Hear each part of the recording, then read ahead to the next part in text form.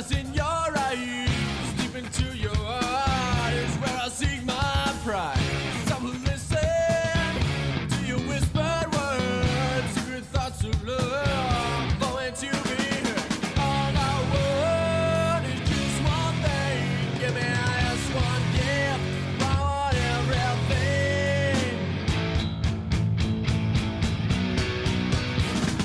Everything is all I want from you.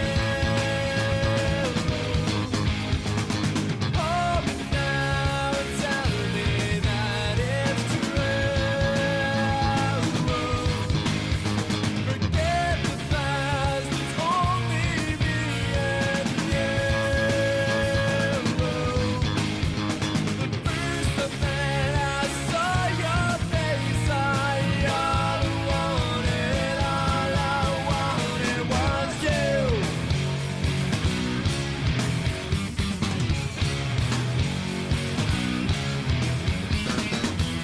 'Cause I will follow the stars in your eyes, deep into your heart is where I seek my prize. I will listen to your whispered words, secret thoughts of love, for me to be heard. All I want is just one thing.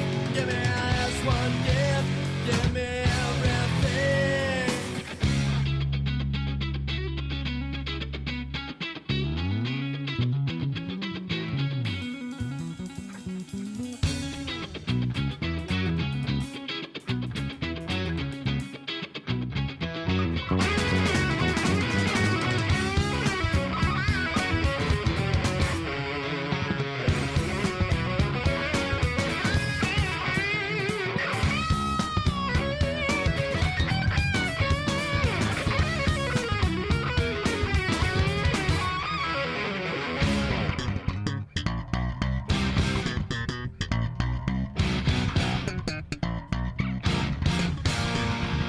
All I want is just one thing. Give me just one gift. I want everything. Everything is all I want from you. Oh, but now tell me that it's true.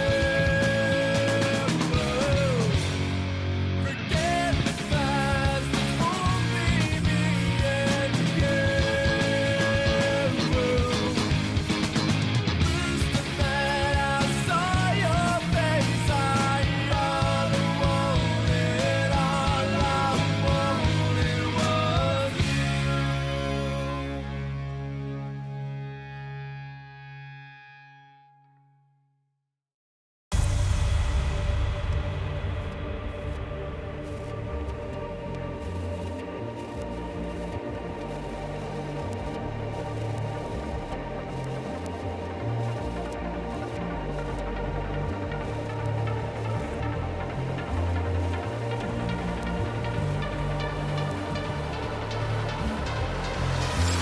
God candle, this the pump they can't handle. Everything we work for, they wanna dismantle. I say God candle, BI Max is in shambles. Humble stackers come and get a handful. I say God candle, God candle. I say God candle, God candle, God candle, God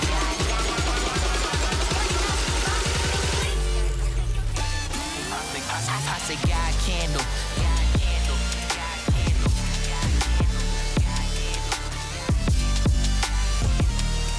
I say God can't. It's the pump they can't. 10 bands, 50 bands, 100 bands. Fuck man, let's just not even discuss it, man. BTC, yeah, the bull running rapidly, busting all the FUD. It was told through the prophecy. Prophecy perpetuated ever since the Genesis, and properly peer-to-peer the emphasis. Satoshi's penmanship wrote the white paper, 9 pages. It's been monetizing ever since. Menacing. We from on Wall Street, shit post often dunking on these birds, and they tardiness is costly. They get the price that they deserve. Ain't you heard? They quit pumping really ain't nothing new till it suddenly a God candle comes rushing through. Let's go.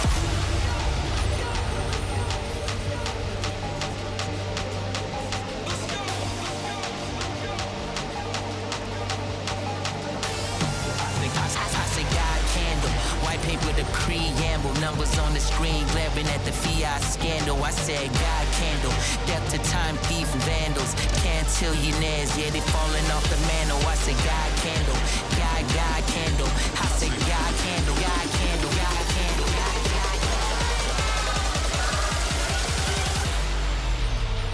When the bull began to run.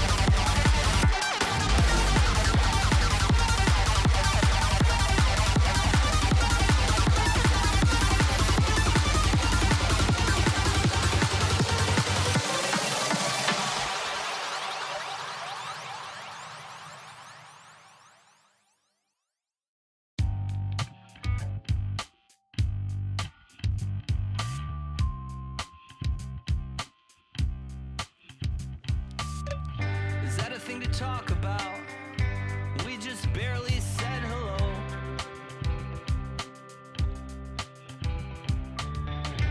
You've been at it a while, but I just got home. And it's okay, man, we're still friends. Just didn't realize you were jumping in. Guess I'm late to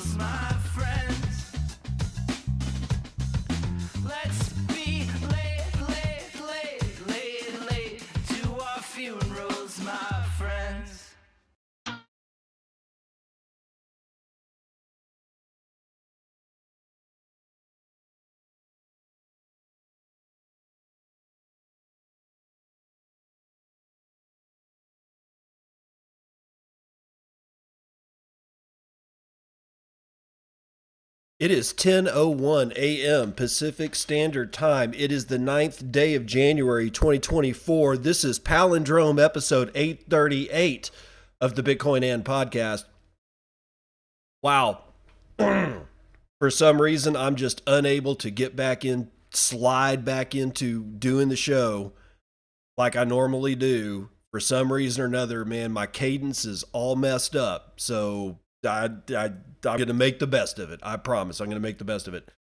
We've got some stuff going on today, but just so I am, kind of being a little bit more cooler to the guys over there in the Zap.stream chat room. I want to thank Kid Warp for 2.1 thousand Satoshis. I also want to thank the Grinder for 2.1 thousand Satoshis. Y'all just paid the stream for today, tomorrow, and probably the day after that, given what I'm paying for streaming this, which is great because Zap.stream is an awesome service. And if you're not using it for streaming and you don't know, they added a feature. And what is that feature? StreamYard. Not the brand, but the Restream, StreamYard, that kind of shit, where you basically just stream to one platform and then it restreams it out to several other platforms. Right now I'm going to Twitch. I'm going to Zapstream. I thought I had been going to YouTube too, but something weird's going on there and I'm not sure. Maybe YouTube is blocking. Who knows? Don't care. All I know is that it has the capacity to restream. So if you're using one of those services, why not think about using Zap.stream instead? You know, that you're paying these guys, and then they in turn do a whole bunch of stuff on the back end for you. So please do that. Or at least just give it a shot. Hey, if it doesn't work for you or if it's too convoluted for you, I get it. And it's okay. Go back to doing things the old way and just use Restream or Zapstream StreamYard or something like that.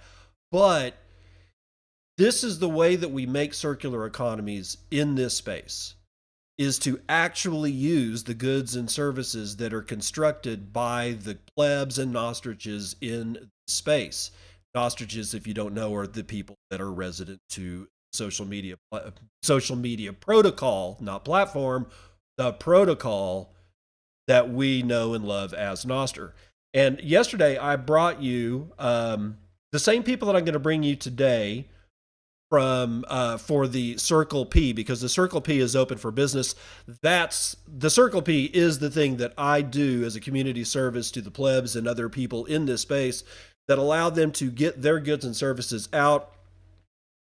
And they just don't have it, maybe they don't have the money to do advertising proper, and they need just a couple of more voices to tell other people about their goods and services.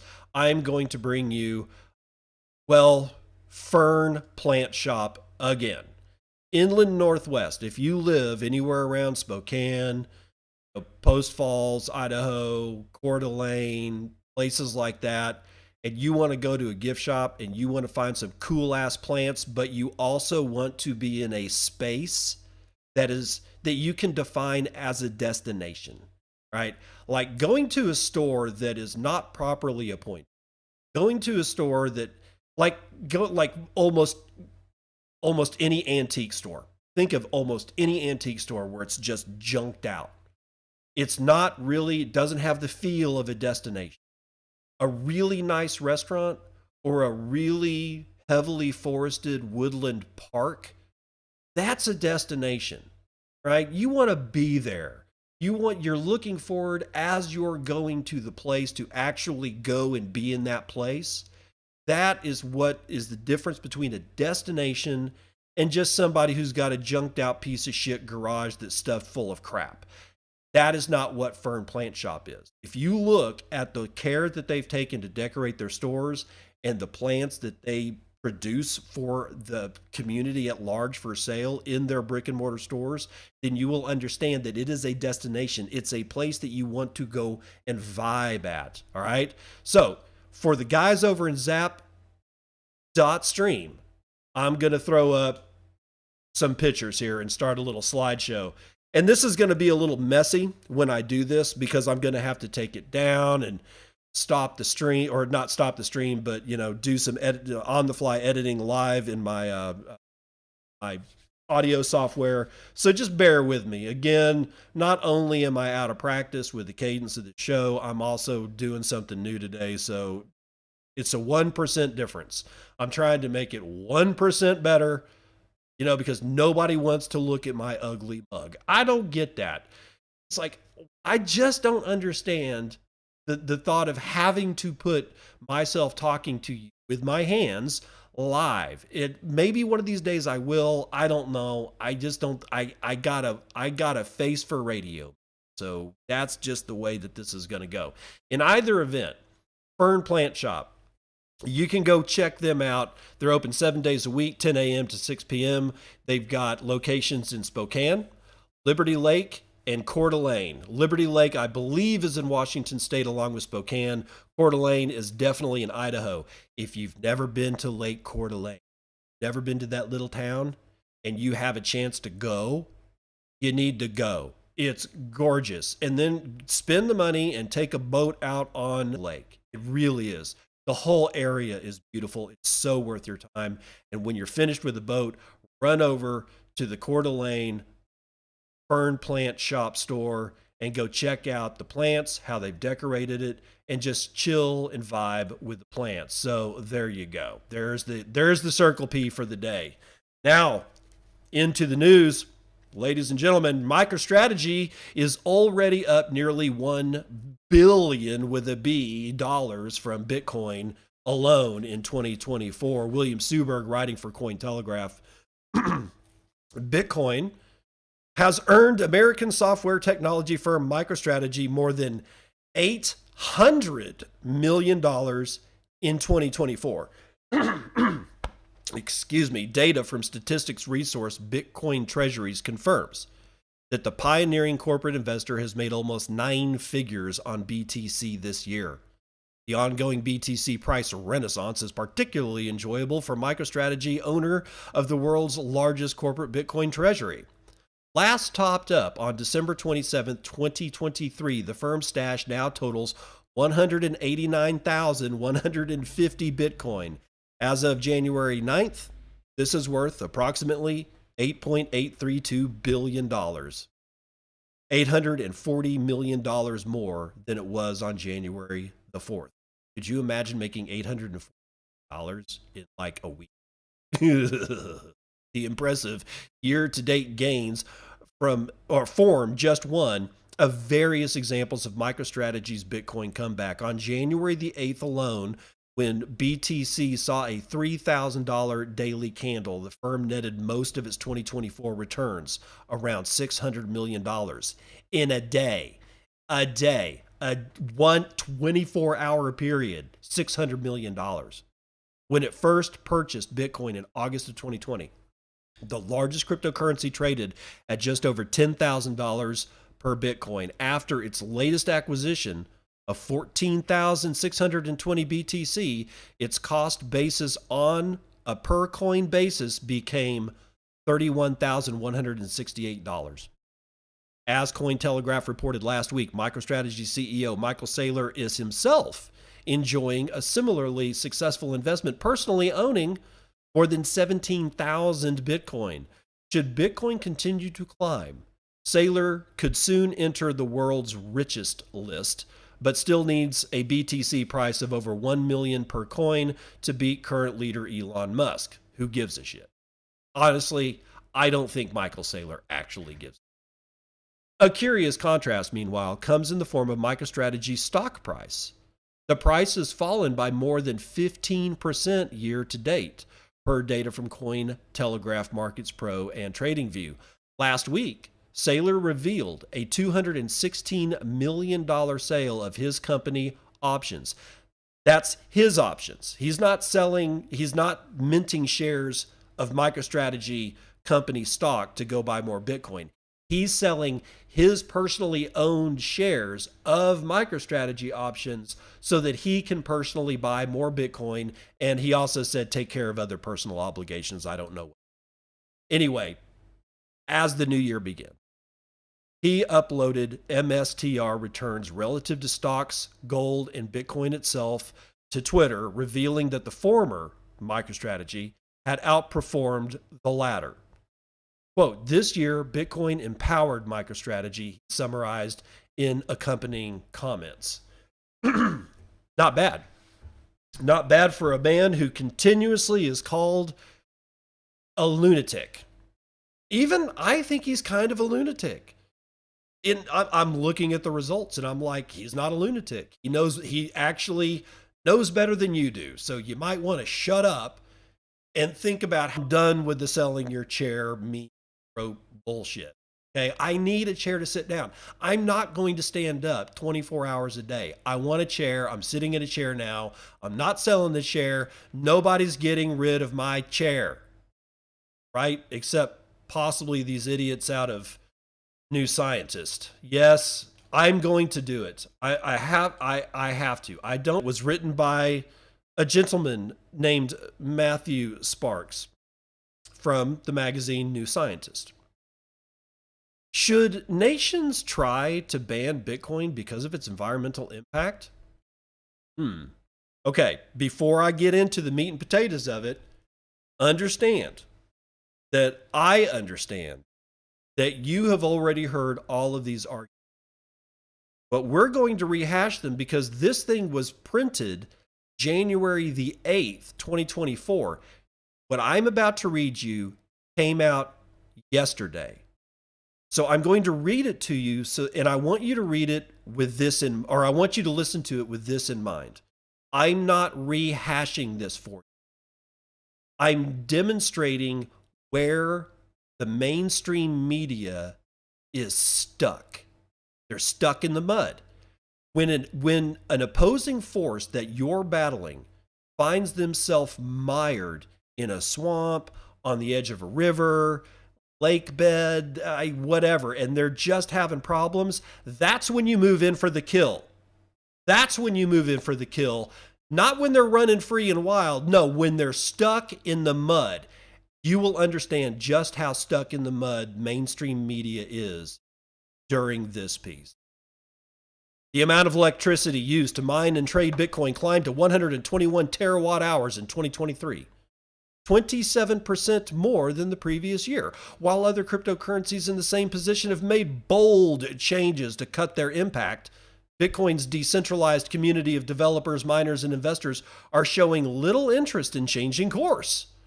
If Bitcoin cannot clean up its own house, should government step in to shut it down? The latest from the University of Cambridge shows that Bitcoin currently accounts for 0.69% of all electricity consumption worldwide. It also requires vast amounts of water, both for electricity production and for cooling at data centers. A study last year found that one single Bitcoin transaction uses enough water to fill a swimming pool. It's hard. I'm telling you guys, it's hard to read it. I understand that it's hard to hear it, but we got to do it to dispense with centralized control. But to ensure security and reliability, Bitcoin traders register transactions in a permanent record called the blockchain by carrying out vast numbers of calculations that serve no practical purpose. This protects the network because hackers would need to control more than half of that compute power to fake or undo a transaction. But it also sucks up resources and pumps carbon into the atmosphere. It is estimated that Bitcoin accounts for 0.16% of global greenhouse gas emissions. I have to pause because there's two competing ideas in those two paragraphs. Let me do this, okay? I just bear with me, guys. To dispense with centralized control, but to ensure security and reliability, Bitcoin traders register transactions in a permanent record called the blockchain by carrying out vast numbers of calculations that serve no practical purpose. Then the first sentence says this protects the network because hackers would need to control more than half of the compute power to fake or undo a transaction. Is the compute power serving no practical purposes, or is it to protect the network because hackers would need to control more than half of the compute power to fake a transaction. Do you see? Can you see what I'm talking about here? Literally within just a couple of sentences of each other, he completely reverses what he said. No practical purpose. Well, there is a practical purpose. It protects the network. See? He hasn't even mentioned whether or not the token that is Bitcoin has any value. Right now, we're just talking about protection of a network. Just think of any network. Any network that you want to protect, yet serves no practical purpose, yet it protects the network that serves no practical purpose. This is ridiculous. The whole thing is ridiculous. But not as ridiculous as Alex de Vries at VU Amsterdam in the Netherlands. He has studied Bitcoin's impact for years and believes it is indefensible. Quote, the whole system is built, immediately discarded. Pausing. No, the result is not discarded.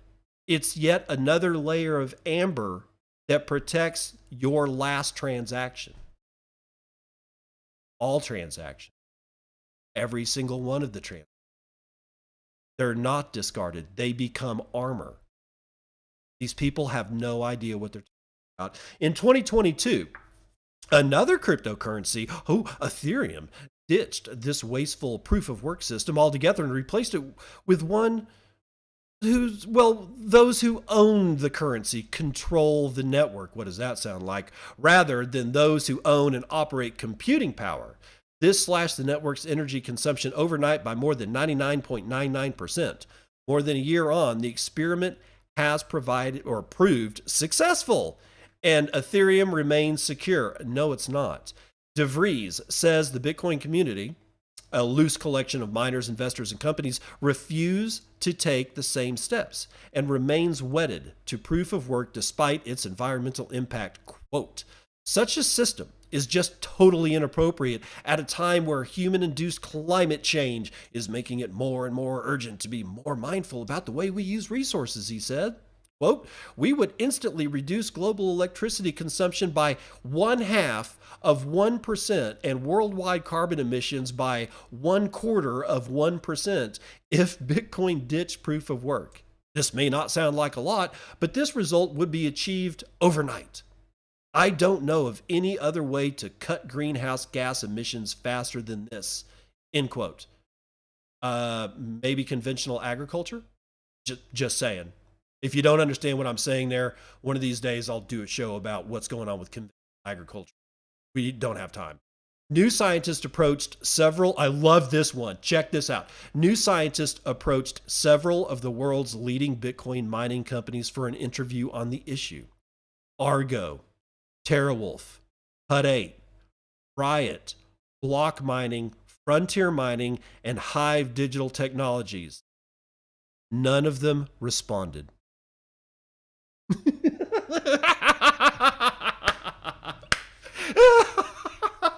The email address of the Bitcoin Mining Council, a members body set up to speak on behalf of mining companies, appeared to no longer be valid. A statement on the group's website says, quote, the BMC believes that Bitcoin's energy usage is a feature, not a bug, and provides tremendous network security. A campaign called Clean Up Bitcoin, backed by the U.S. nonprofit organization Environmental Working Group and Greenpeace, and built specifically to mine Bitcoin, also adds significantly to global e-waste, sending 30,000 tons, that would be 60,000 pounds in American tons, of machines to landfills every year. Bullshit. Bullshit. Bullshit. Bullshit, bullshit, bullshit. The problem was highlighted last year by an art installation called The Skull of Satoshi, created by art activist Benjamin Von Wong, who we almost immediately converted into. Quote, the growing climate and community impact of Bitcoin mining is stark and heavily documented through scientific journals, investigative journalism, yeah, right, and research by government and independent scientists, says Eric Cajola at Greenpeace USA. Quote, even with this knowledge, Bitcoin miners and investors continue to forge forward, growing their industry, showing a clear lack of concern for CO2 emissions, large water usage, support for fossil fuels, and negative community impacts, end quote. Kojala says financial firms like BlackRock, Fidelity, and JP Morgan Chase are looking to push mainstream adoption of Bitcoin by creating new financial instruments that allow people to indirectly invest in it, hence the BTC ETF. Quote, our concern is that this will drive up Bitcoin's price, creating an explosion in the environmental and social footprint of this cryptocurrency, he says. BlackRock says it was unable to discuss its Bitcoin fund because of U.S. Securities and Exchange Commission rules on products being reviewed. Other companies highlighted by Kojala didn't respond to a request for an interview from New Scientists. BlackRock does. Nobody wants to talk to these guys. I can't imagine why. I just can't imagine why. With no sign of the Bitcoin community or the finance industry working to fix the problems themselves, Rachel Orr at the charity Climate Outreach says governments will need to force changes through. Yeah, depend on the government. Quote, it's really important that people are made aware of the environmental cost of trading in these currencies so they can make informed choices, she says. Our research shows that people are willing to change their behaviors, but they need strong leadership from governments. This is why we need a proper government strategy on how everyone can be involved in successfully tackling climate change, end quote. However, Bitcoin's decentralized nature, this is the point. Bitcoin's decentralized nature makes it next to impossible to changes. And the same is true of dismantling the technology. Countries can take individual stances to ban Bitcoin mining, as China did in 2021, but without global consensus, that is likely to lead to a game of whack-a-mole, where miners hop from state to state to avoid bans. Okay, let's see. I'm just for those of you guys that are live chat, I'm just looking here. Taxes, don't forget minor job. Yeah, there's guys saying no audio, or is it just you? Don't know what to tell you, man. Some people have audio, some people don't in the live chat. I don't know what to tell you. I wish I could help you out, but I gotta skedaddle and get to some other stuff. Let me look at good on that. Okay, so let's just kind of look at this a little bit. One of the things that jumps out to me at this piece, and remember, this piece was written yesterday. Well, it was written before that, but it was published to New Scientist yesterday. And it's just filled with the exact same things that we've already debunked. And other people that don't have as much interest in Bitcoin as we do have also debunked it. The swimming pool full of water on one transaction thing, that was almost immediately laid to rest. You know, we still got Elizabeth Warren running around saying that Hamas used Bitcoin and it's all Bitcoin's fault that Israel, got attacked. None of which was actually true.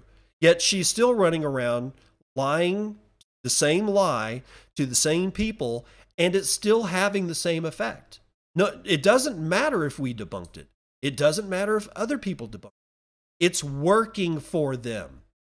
Nobody wants to vaporize a swimming pool full of water. And if you repeat the lie long enough, people will start to believe it. And this is the kind of shit that we're up against. Two different major players as enemies in this space. One is generalized mainstream media, their connections to huge corporate fundage, as well as federal governments around the world, especially if those federal governments have anything at all to do with G7, G8, or G20. Right? We're talking about the Western nations that have all bought in to as much BS as you can possibly buy into as fast as they possibly could. Right? Now, they just keep these guys do have to keep harping on it. The other side of that coin are the people that are shitcoiners. The people like for instance, there's a name of it. There was like a Netflix document, some documentary called BitConned. Like you got conned, but Bitcoin, but it had nothing to do with Bitcoin at all. It was about a completely different company that was a full-on scam. They had their own blockchain, which they didn't actually have a blockchain. They had their own token, which was just all fake. And it was supposed to be you could spend, Bitcoin directly off your credit card. And yet they had absolutely no infrastructure in the back end. And they were pulling down millions and millions and millions of dollars in investments. And the guy that was the worst guy of all was the guy that got time served. And he didn't even have to go to prison. And he was the worst one of the bunch. You've got to watch Bitcoin so that you understand what we've been up against when it comes to that part of the coin and what we are still up against with those same people, much less. We had to deal with those people in 2017. We didn't have idiots writing for New Scientist at the time like this, but now we do. So now we're fighting a war on both fronts.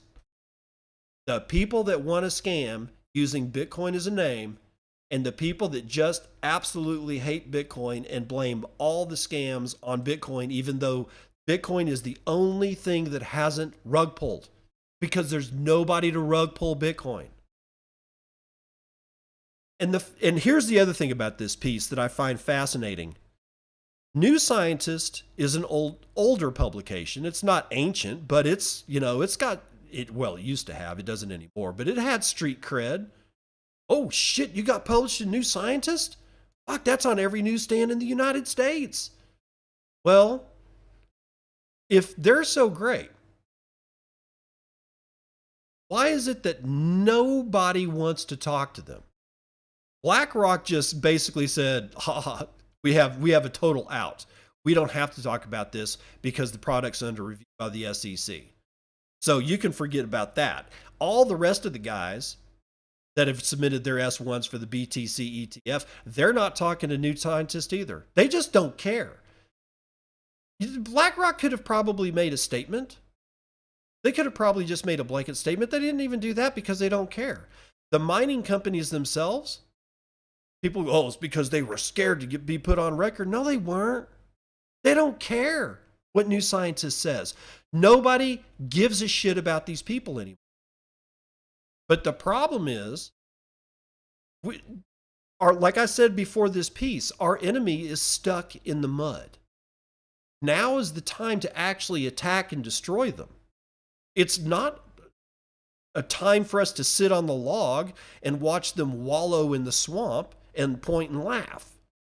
This is the attack. This is the best time to attack because they have no new arguments. So what's the attack vector for us? Writing stories, writing articles, doing content creation about all the things that are good. And then I think we need to learn how to actually market ourselves. I've said it before. I don't know how to market my way out of a way. And the people that do, they don't have time for me. And that's okay. I get it. I get it. Somebody out there within the reach of my voice or within the reach of your voice, somebody that you know that doesn't listen to this show, that is a master marketer, how do we tap that talent without looking scummy, without like, oh, it's a contest. I fucking hate contests. You see what I hope you understand what I'm saying. Marketing, for lack of a better term, is good if you don't succumb to the scumbaggery of it. God knows there's a lot of scumbaggery. I'm just saying that now is the time for us to make our push. How is it that we demonstrate that mining actually sequesters carbon? I've still am thinking of an idea, actually a couple of ideas, on how I can leverage Bitcoin mining in a way that actually puts physical carbon in the ground. Not because I'm a tree-hugging hippie freak, although one of my favorite things in the world is a tree. It's that I see an opportunity here to leverage the idiocy that is the carbon markets and have them pay me because I'm putting physical carbon in the ground that was produced from Bitcoin mining. Yes, it can be done. I know it can. I absolutely know it can. I can put carbon in the ground by a ton. And right now they're talking $100 per ton on carbon credit. So if I develop a system that can put 100 or at 1 ton of physical carbon into the ground, where I can guarantee, and I can, that it will be sequestered for thousands of years in the form of biochar, I will get $100 when I sell my carbon credit that I'm given because I proved that I put a ton of carbon in the ground. I'm going to take that money. I'm absolutely 100% going to take that money. And you'll say, David, you're feeding the system. You goddamn right I'm feeding the system. You know what I feed geese to get pate, or not pate, what is it, a foie gras? I force feed them.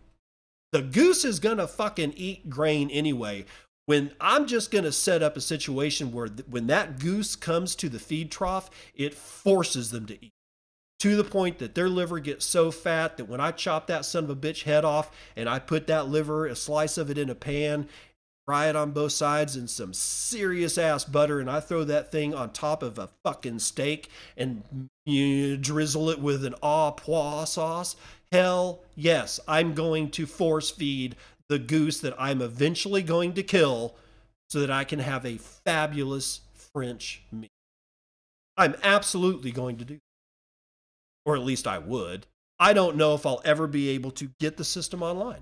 We'll probably never be able to get investors because it just doesn't have the ROI that they want, because everybody's used to $15 million falling in their lap every hour because they're a VC. I don't know how that system works. It makes me kind of sick to my stomach, but by God, what I've got in my head would actually do that. And yes, I would leverage carbon credits for it. Fuck it. Why not? They've been stealing my money for ever since I was paying taxes, which is what, 18? I don't know when you have to start paying taxes in the United States. I just remember somewhere around 18 years old, I started actually signing income tax returns. Be that as it may, they're taking my money. I will take their money. I don't give a shit. I'm just done. I'm done caring about whether or not another Karen thinks that I'm enabling the government because I'm going to, that I think that their idiocy in giving me money for putting carbon in the ground is great. I would put carbon in the ground anyway. And this is the main point that I'm trying to make with this entire system that I've got in my head. Even without talking about charcoal, don't go buy a bag of Kingsford. It doesn't work this way. You actually have to make charcoal that is just carbon. Charcoal that you get for your grill ain't just carbon. There's a lot of hydrocarbons that are still locked up in it. That's why it burns for a long time. Carbon I'm talking about would ignite and be gone within a minute, right? It's pure carbon. You shove that shit into soil, it ends up being a water battery, a nutrient battery, a pH buffering system. It harbors life. It harbors bacteria, mycorrhizal, all kinds of other fungi. It harbors little tiny good nematodes. It stores, like I said, it stores water. It stores nutrients. It acts as an electrical battery. I would put that shit in my soil anyway, even without the carbon credits. I've done it even without mining Bitcoin. I've made biochar and I've put it in the soil because I know what it does. I would do it anyway. This is the kind of shit that we need to be plastering everywhere in response to idiots like this. What's this moron's name? This dude that can't think of anything else except the old arguments, Matthew Sparks from New Scientist. That would be Matthew Sparks from New Scientist, who hasn't had an original thought in God only knows how long. So he has to recycle the same bullshit. It's the very same bullshit. We've been fighting this for a long time. All right, let's run the numbers.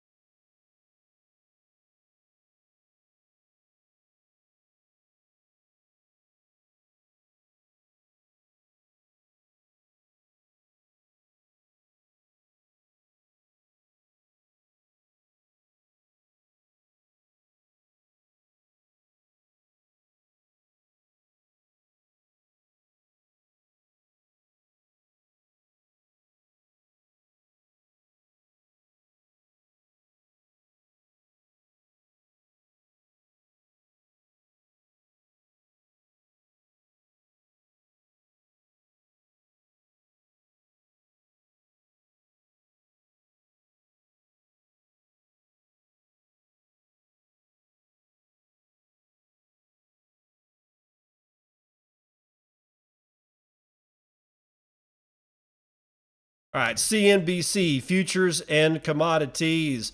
We've got what? Oil. Man, oil, energy right now is in play for volatility. I'm just saying, it's in play for volatility.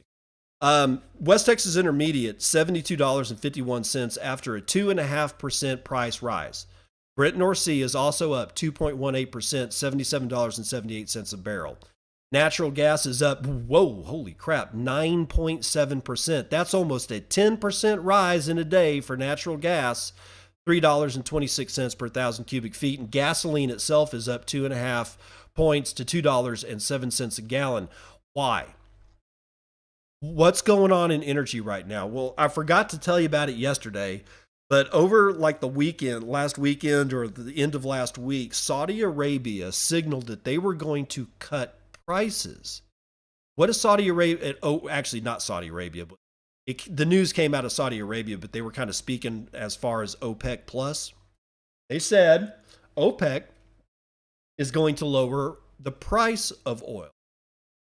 They haven't done that shit in a long time. What do they always do? They either cut or raise oil production. And that's how they regulate how much money they're getting as a country. But their last cuts, all the oil traders said, you're full of shit. You're not going to cut production anymore. The bears are in control. We're going to send this shit down to somewhere where we think we're going to get President Biden reelected or something like that.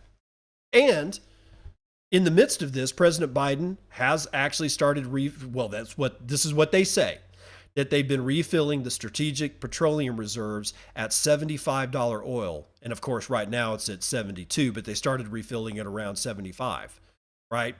So if he can refill the strategic petroleum reserve at a price that is at around $71, which is what he said he was going to do way before, then he has better chances on re-election if they push that instead of orange man bad, which is what they're doing now.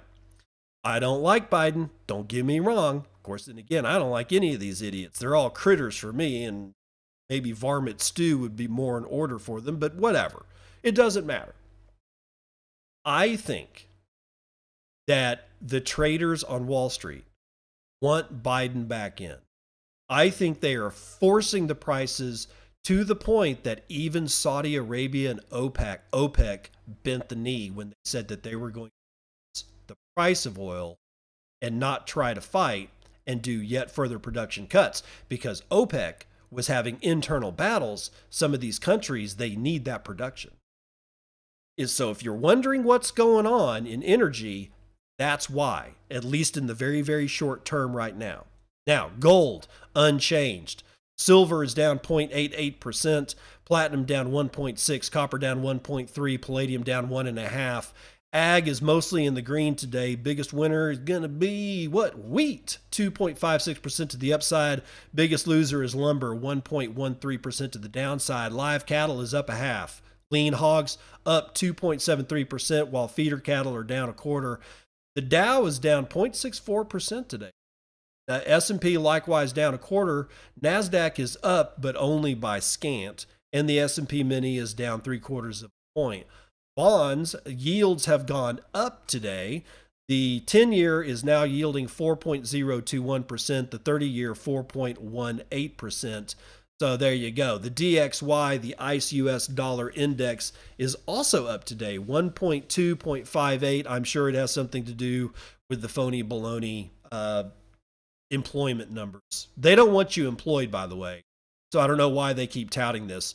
It's like, Jerome Powell says, we need to reduce the amount of employment, even though the Federal Reserve is supposed to make sure that we have full employment. But with full employment, people keep buying shit. It's just, I want out. And that's why I buy Bitcoin, which is at a price of $46,645.56.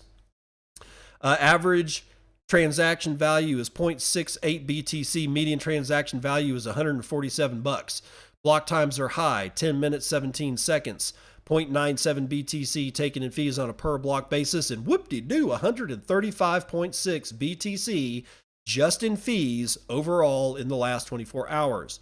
With a 16.63% increase in hash rate, we are at 490.2 exahashes per second. Your shitcoin indicator, as always, is Doge, holding at 8 United States pennies.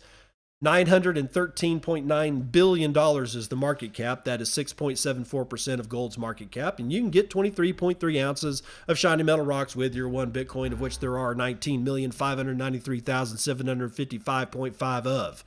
5,010.5 of those are in the Lightning Network, valued at $233.7 million, 14,649 nodes that we can see, sporting 59,928 payment channels. 77.5% of all that's being run over Tor. Mempools, well, do we really need to do it? Might as well. 543 blocks carrying 261,000 transactions waiting to clear, 40 Satoshis per VByte. High priority transaction cost, that's about $2.6. 34 Satoshis per VByte is low priority. And anything under 21.3 Satoshis per VByte is being purged from mempools around the world.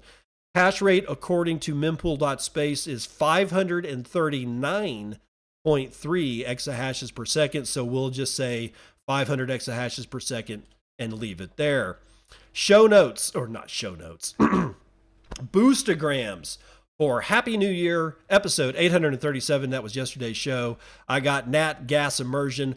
A row of sticks, 11,111 Satoshi says, thanks for news without recaps. I knew someone would appreciate it. Pies with 2,100 says, yo, thank you, sir, no thank you. Bitcoin Boaz with 1,021 says, all sats matter at allsatsmatter.com. God's Death 370 says, good to hear from you. Yeah, you too, man. God's Death with another 370 says, thank you, sir. The transcripts were on Fountain. Okay, well, good. I'm glad that Fountain's transcription service is working well. I appreciate you telling me about that, God's Death. Charlie Surf with 100 says, great podcast. I cannot believe I'm not able to end the weather report with a no thank you, sir. That's going to do it for fact.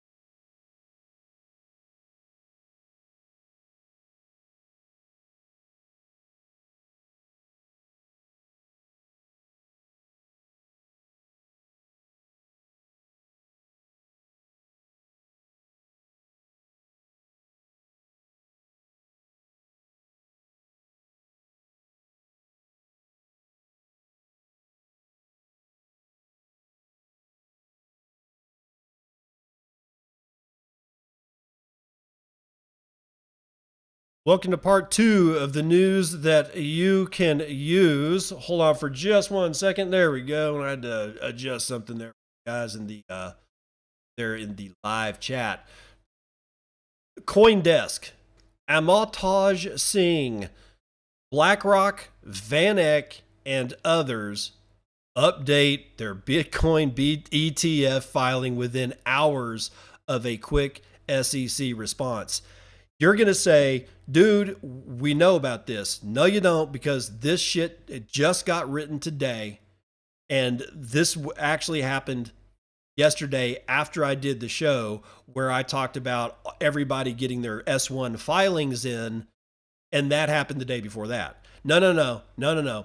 BlackRock, VanEck, and others have updated again their filing. They are really... Talk about hitting the ground running. I don't think I've ever seen this amount of work done by the SEC and these guys. This is amazing. BlackRock, VanEck, Invesco, and Galaxy, ARK, 21 Shares, Grayscale, and other prospective issuers among 13 hoping to launch Bitcoin exchange-traded funds in the U.S. have filed updated documents on Tuesday. The filing indicated that the entities were among the prospective issuers that the U.S. Securities and Exchange Commission sent comments in the past 24 hours to. CoinDesk reported earlier that the SEC sent comments to a set of prospective issuers of the spot Bitcoin ETFs just hours after the company filed documents detailing fees for their proposed products on Monday.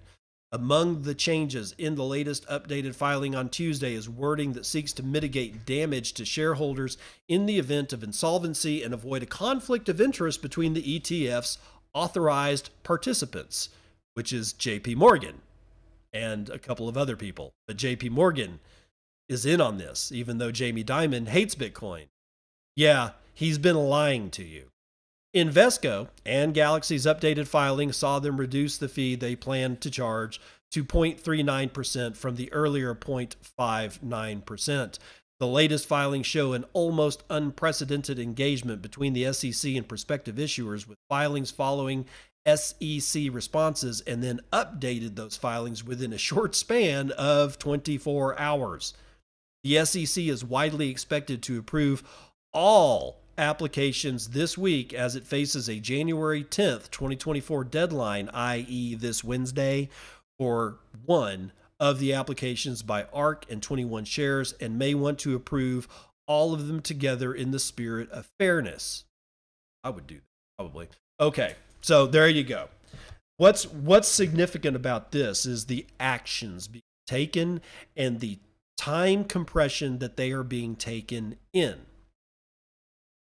We're talking about, like, the last filings of the S1s that I saw were like January the 7th, and then the SEC made comments on them on January the 8th. Here we are 1 day later, and those comments have been taken in, ingested, and incorporated into a brand new set of filings for the Bitcoin ETF by all of these guys. That's like 11 to 13 separate teams having to work round the clock to incorporate, answer, and rewrite these filings so that it appeases the gods that are the SEC. Which means to me that this shit's going to happen tomorrow. I think it's going to happen tomorrow. That's my gut feeling. We may not want it.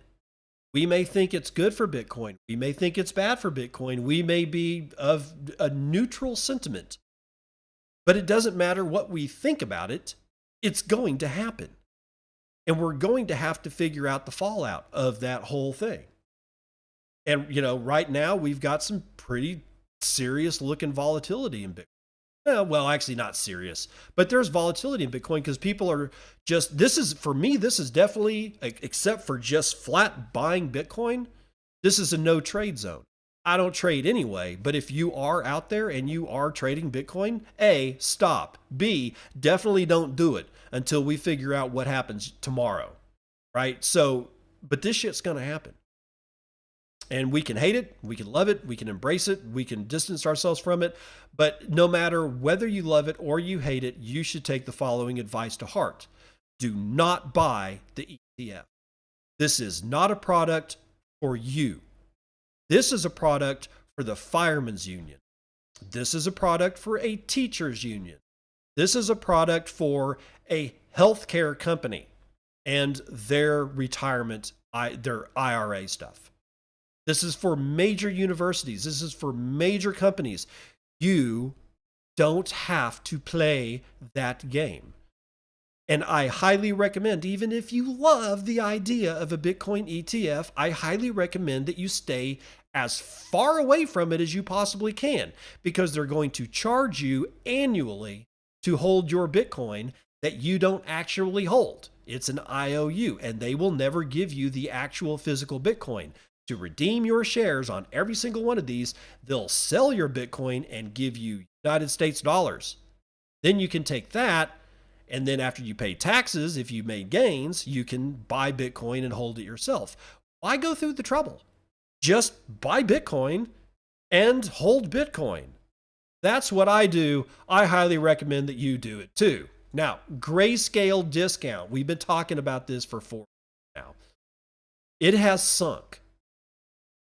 The grayscale discount. Okay, if you don't know what that is, grayscale has a shit ton of BTC.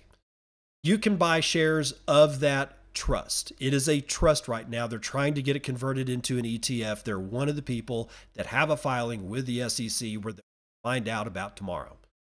They have a lot of Bitcoin, and you don't own any of it. You own the shares of a trust, and the Bitcoin is an underlying aspect of that trust.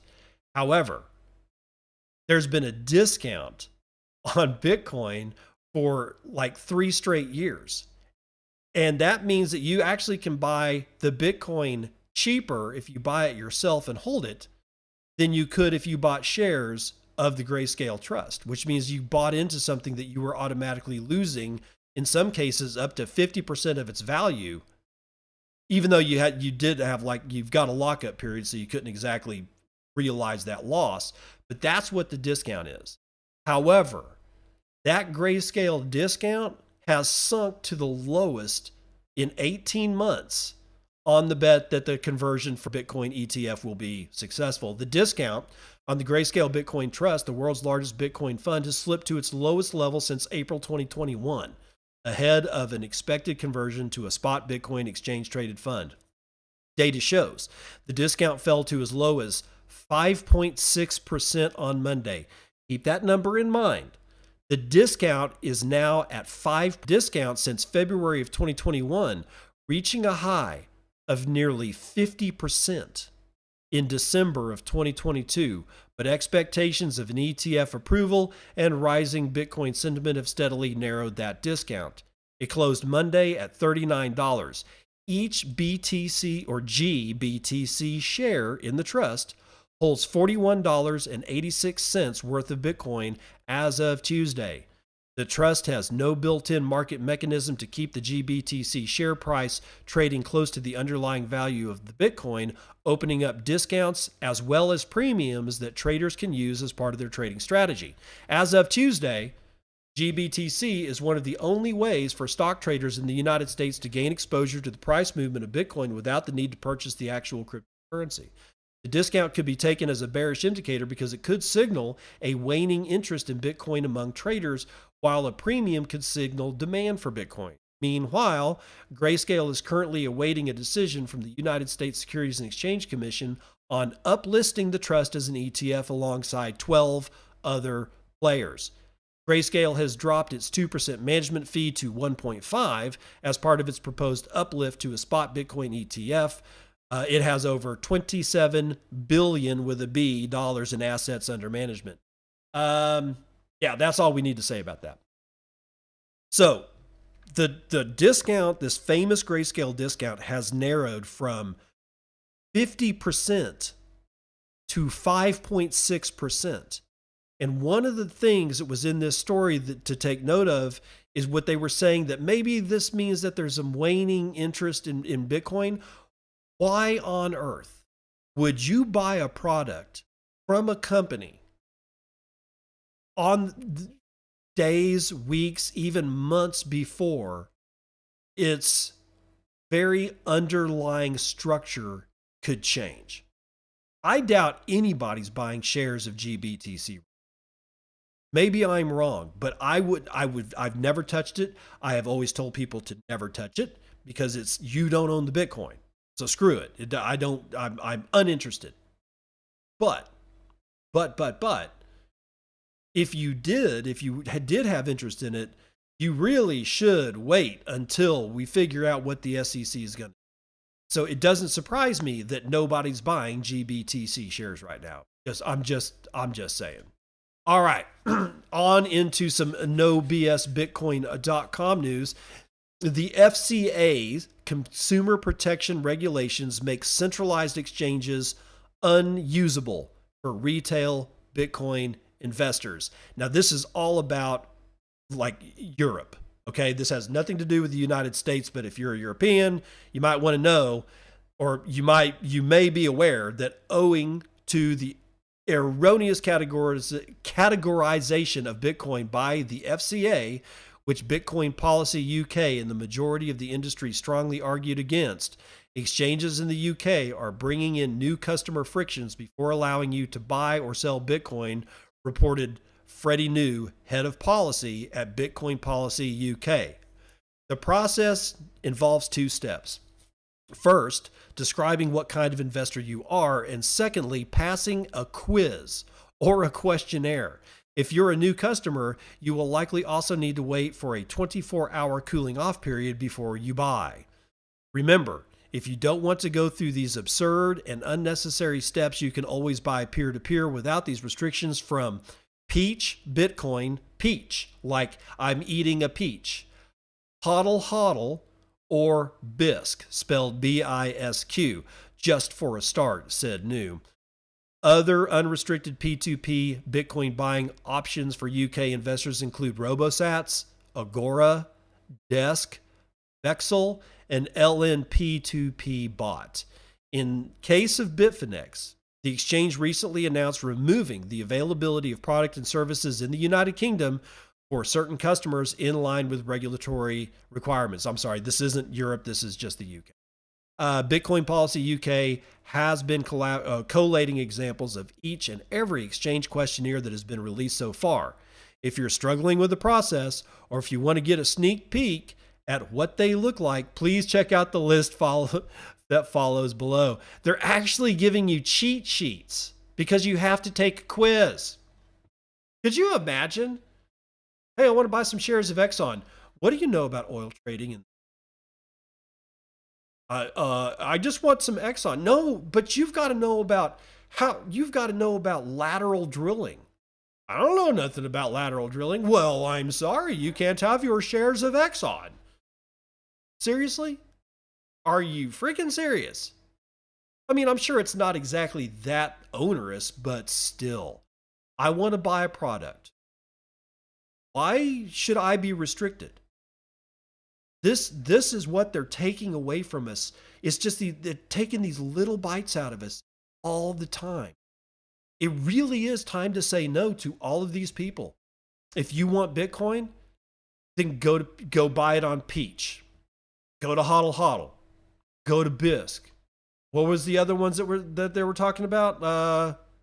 Desk, Vexel, RoboSats, Agora. Go to a Bitcoin meetup, bring cash, buy Bitcoin from one of the Bitcoiners out there, if you can find one that will willing to give up their Bitcoin. But again, we're entering into this phase where circular economy becomes more and more important.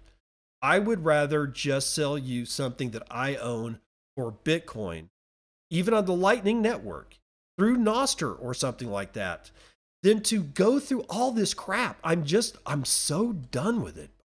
Just awful. All these people are awful. Now, yesterday I brought you just a little bit of news about this thing called Fiat Link, and that is who was that from? That was out of Breeze, the Breeze people. I had a story, but it was written by Shinobi, and Shinobi is hard to read. He really is. He's a great guy. He has excellent information, but his writing is he's an excellent writer, and sometimes it's very difficult to read. But No BS Bitcoin comes to the rescue with this one, Fiat Link, a Lightning Fiat standard for Bitcoin on and off ramps.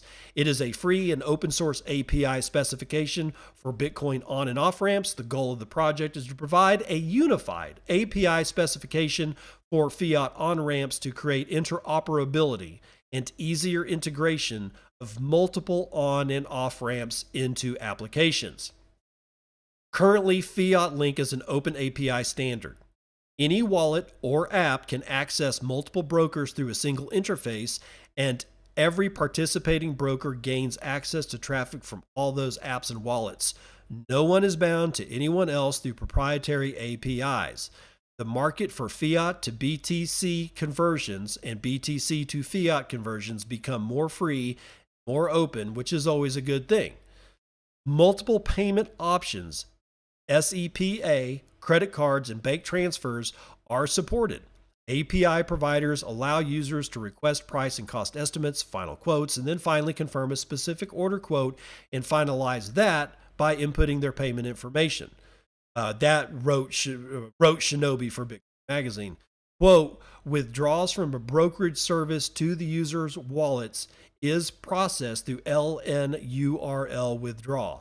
So the ability for anybody to take this API, throw it into their app, and have the ability for people to buy and sell Bitcoin to fiat back and forth with credit cards, SEPA, bank transfers is huge, and comes stock with what?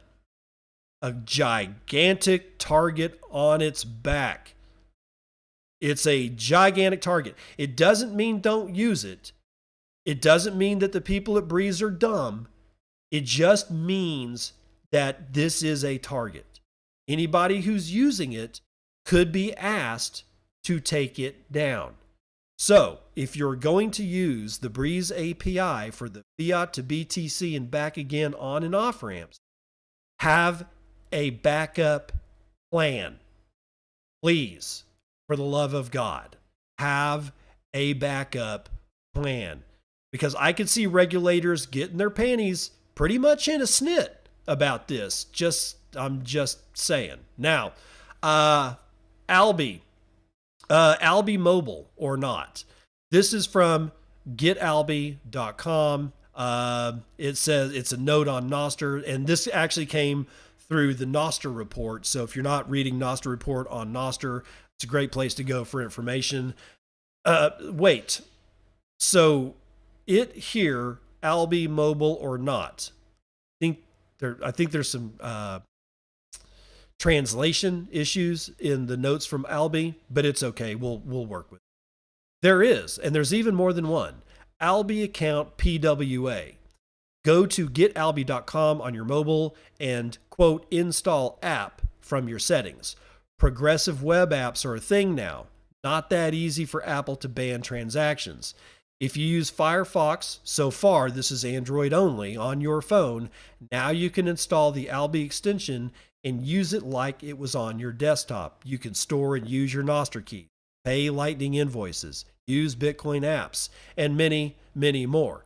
So that what they've done is GetAlby has taken their web extension and built it so that you can use it as a progressive web app on your phone, thereby gaining the features that the browser extension has, which, as they list here, is using your Nostr keys and storing them and paying your Lightning invoices and using Bitcoin apps and all kinds of other stuff. And now you can do it on your phone. So if you were wondering, you can go do that now. And I highly recommend the guys over at Alby. I have never had a problem with their extension on my web browser. Not once, not ever, at all. Okay, finally, Mercury Layer has been released. This is something I was going to bring to you again, but it was written by Shinobi. And it's highly technical, but it is a layer 2, kind of like Lightning, but kind of not. So instead of reading you the Shinobi piece out of Bitcoin Magazine, I'm doing this one from nobsbitcoin.com. Mercury Layer has been released. It is a layer 2 protocol for Bitcoin that enables the self-custodial transfer of coins, UTXOs, without on-chain transactions. Commerce Block is releasing Mercury Layer today, an improved version of their variation of a state chain, wrote Shinobi for Bitcoin Magazine. Quote, the upgrade to Mercury Layer represents a massive improvement against the initial state chain implementation. However, unlike the initial Mercury wallet release, this is not packaged as a fully consumer-ready wallet. It is being released as a library and command line interface tool other wallets can integrate.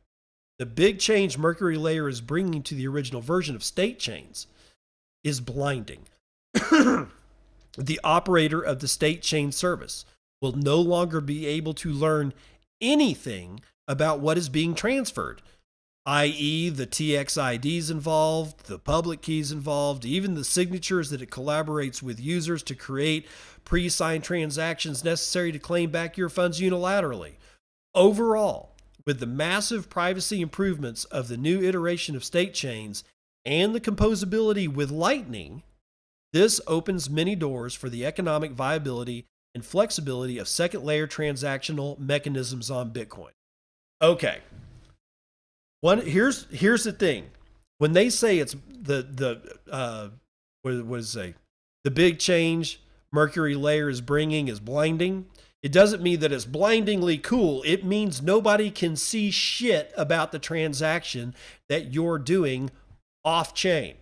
Now, eventually, you have to upload that transaction to the chain for various other validation purposes, but it can work off chain until you decide to do something like in Lightning Land, we call it closing a channel. Until we open a channel or close a channel, nobody needs to know shit about what's going on the Lightning Network. And kind of consequently, it's kind of off chain as far as Bitcoin is concerned. But and that's cool. I'm not going to go all in state chains on this. I'm just saying that this particular implementation has utility. And here's one of the biggest utility things that I saw from the original article written by Shinobi, which I did read, but decided I wasn't going to read there, is this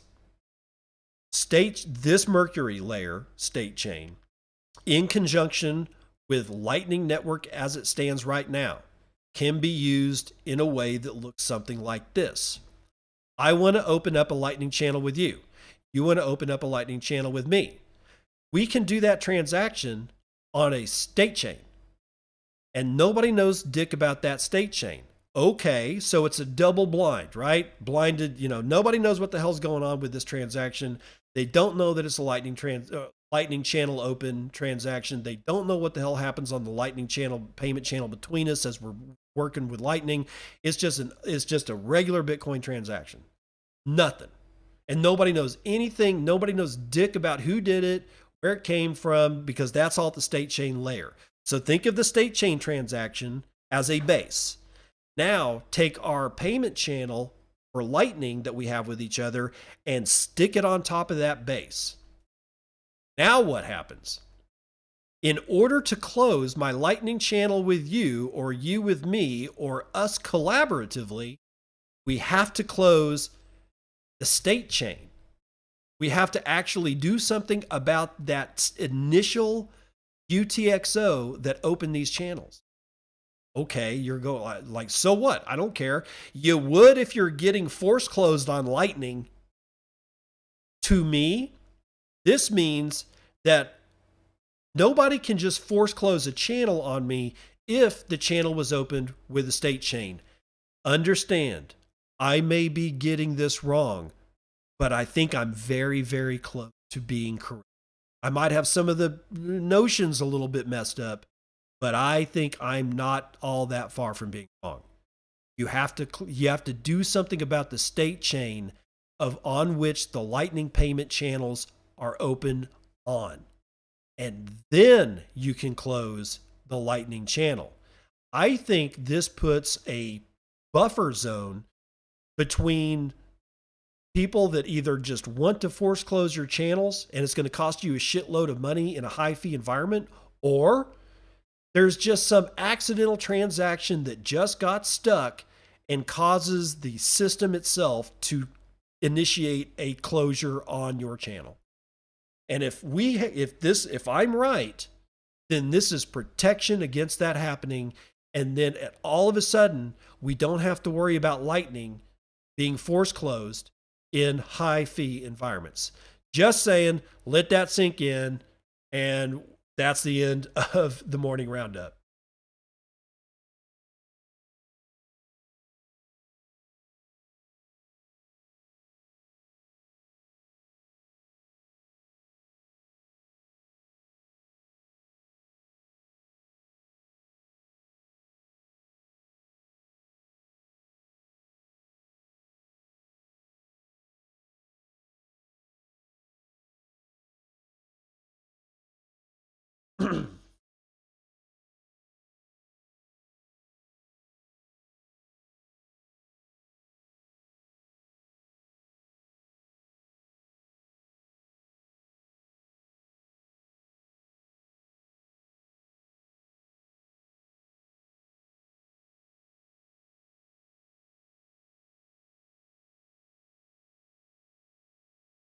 Sorry, guys. Hold on, let me look at here. Guys down there in Zapstream land. Looking up. Bear with me. I'm not dead. Looking for something.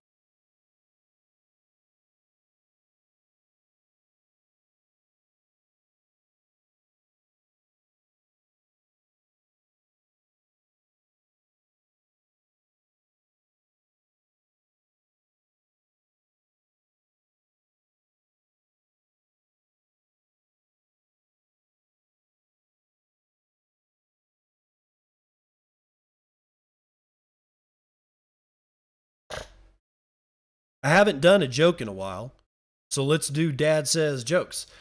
I hate it when my wife gets mad at me for being lazy. It's not like I did anything. And for all you lazy butts out there, that one's for you. Don't be lazy. We've got a brand new year.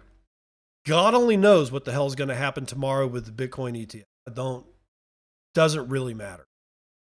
We know that Bitcoin doesn't. We also know that people are going to get it whether we want them to or not. We don't have any say over the matter. Bitcoin can be bought by anyone, anywhere, at any time, and that includes our enemies. So just understand that it doesn't matter what you want. You're going to get an ETF. It's going to be a spot Bitcoin ETF. Most likely, there will be at least 10 of them that open up tomorrow. Some of the things that I've heard said about this Bitcoin ETF is that trading will start the day after. Does that mean number go up? Not necessarily. Does it mean number go down? Not necessarily. Could be neutral, could go up, could go down. Do you see the theme here? Bitcoin is going to do what Bitcoin's going to do, like it's always done, no matter how many triangles on a chart you draw. The best way to approach the future of Bitcoin is to buy it and to hold it all by yourself, own private key. Please do that. Please do that. Also, parting shot to Matthew, that idiot that wrote that thing from the New Scientist, please find some new material. This is old. Everything you said in your article is not only wrong, but it was wrong months ago, years ago. It's wrong then. It's wrong now. It's never going to be correct. And I forgot to address the e-waste, the 30,000 tons of e-waste, like people are just throwing away their miners. Bullshit. That is bullshit. Nobody has given me an actual shred of proof that they're just dumping S9 miners. Those things are being sold on second and tertiary markets. Right now, you can still get old Antminer S9s. Barely have anywhere close. They just have hardly any of a percentage of the S21s that are coming out now. And yet people are still buying them. Why? They're using them for experiments. They're putting them as heaters in their basements, up in their attics to force hot air into their heating system. People are heating up jacuzzis with them. People are using them to heat greenhouses with. They're not being thrown into a dump at the rate of 30,000 tons every year. That's bullshit. That is a straight up lie. Do not trust these people. Please, for the love of God, do not trust these people, and I will see you on the other side.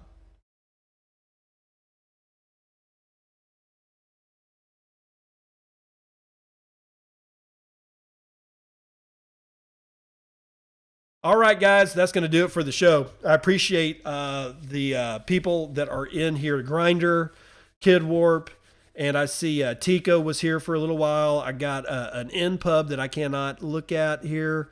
Let's see. I'm reading one of y'all, reading the NPubs. We can get the kids with phones, get on board BT via Lightning, then it will become viral. That's not a bad idea. That's not a bad idea at all. We should put some, you've got an NPub, you're on Noster.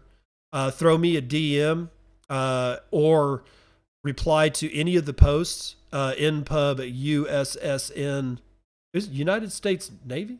4MU. Anyway, you know who you are. If you're listening to me, please get a hold of me on Noster and let's talk some more about what does that actually look like. Might have to do a show on that. But in either event, I want to say thank you for all the zaps. Anon has zapped me 555.